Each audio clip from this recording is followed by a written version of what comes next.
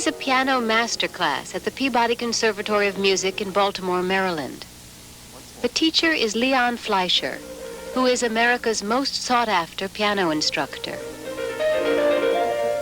It's the very last note, the F, D, D, D. Again, that's better. Lift and off. That's better. I love to teach. I think I come by it very legitimately. I studied with a great artist who was a great teacher, Schnabel. And that somehow, that enthusiasm was passed on to me. So yes, that's a great satisfaction for me. Again. It's not so fast. Please. That's it. In other words, Indeed, Leon Fleisher is now a great teacher.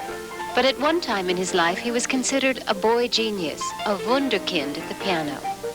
When he was 9, he studied with the famed Austrian pianist Arthur Schnabel. He had the most extraordinary ability to inspire one. We would come out of those lessons in such a state of intoxication. I remember really not being able to walk straight as I went out that door. I would kind of reel from side to side. Everything that he did was with passion. There was the most incredible kind of commitment. That commitment and his talent allowed Leon Fleisher to achieve success quickly. At the age of 16, he made his debut with the New York Philharmonic. Critics described him as the finest American pianist of his time. For 20 years, he enjoyed enormous success. Then at the height of his fame, Fleischer's right hand failed him. His fourth and fifth fingers curled involuntarily into his palm. How can one describe the ultimate nightmare? Everybody has their ultimate nightmare. Just go to that, and that's what I went through. The 3 S's, stress, strain, and stupidity.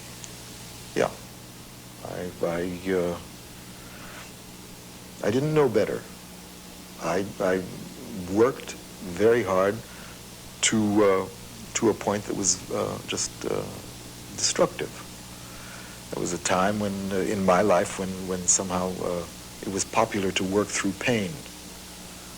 And that might be all well and good for the big muscles, for football players and people like that. But for the small intrinsic muscles in the hand, which are basically rather delicate, I just strained them unmercifully.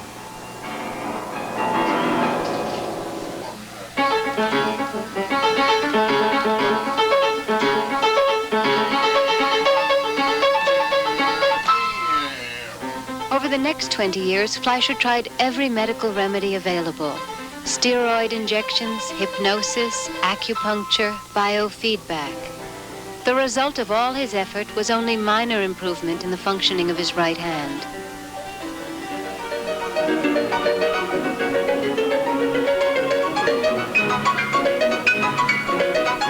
Five years ago, Fleischer attempted a two-handed return to the stage in a performance of Franck's symphonic variations.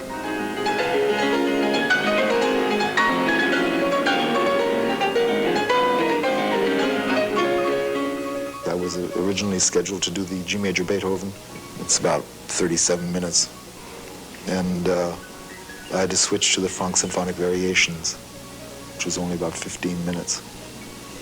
So that stamina had a lot to do with it, but not the only thing. Yeah, that was at one and the same time a very happy experience, and yet a very hard to describe the sense that that was not the answer for me.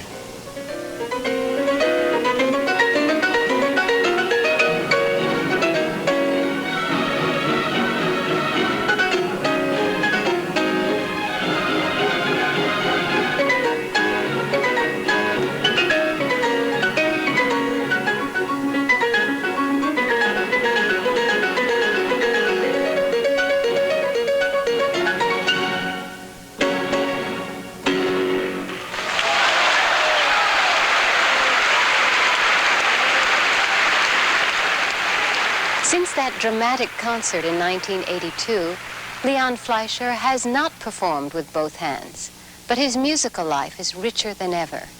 He performs with his left hand. He teaches, gives master classes, and has become a prominent conductor. You want to make a retard? I don't think I do.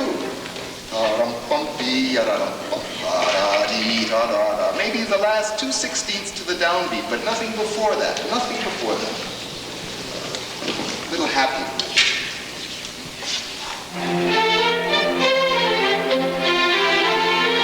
That's it. Thank you.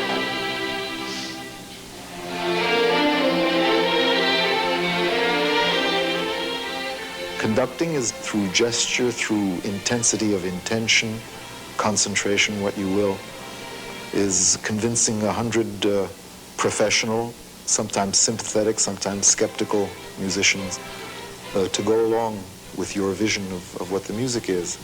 When they do, when everybody zeroes in on that same vision and is willing to go for it, it can be one of the most extraordinary kinds of experiences.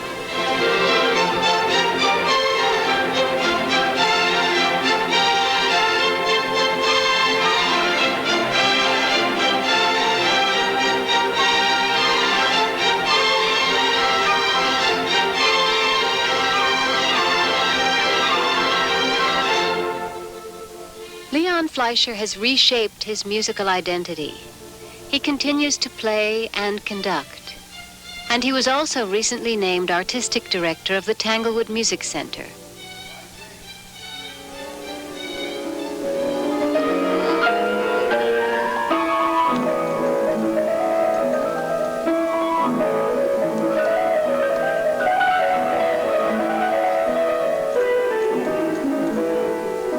He surrounds himself with students. I have this incredible opportunity of working with young people, and the possibility of being able to pass on good information to the next generation is, I think, first of all, terribly important, and for me, enormously satisfying.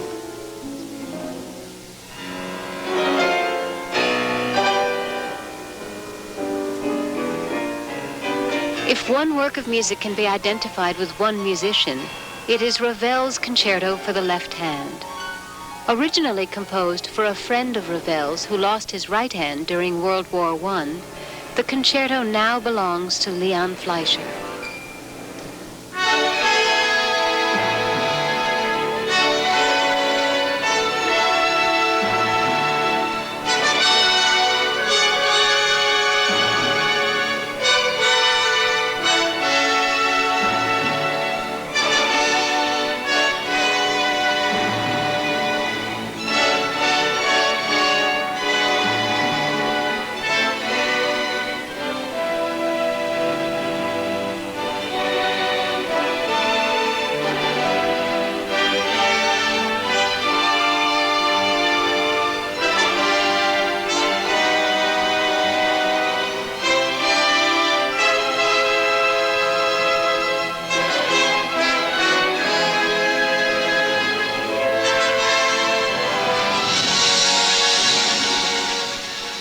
You can't see the wind, you can't touch the wind, but its power is undeniable. It can blow down buildings. Music has that power. One resonates to it.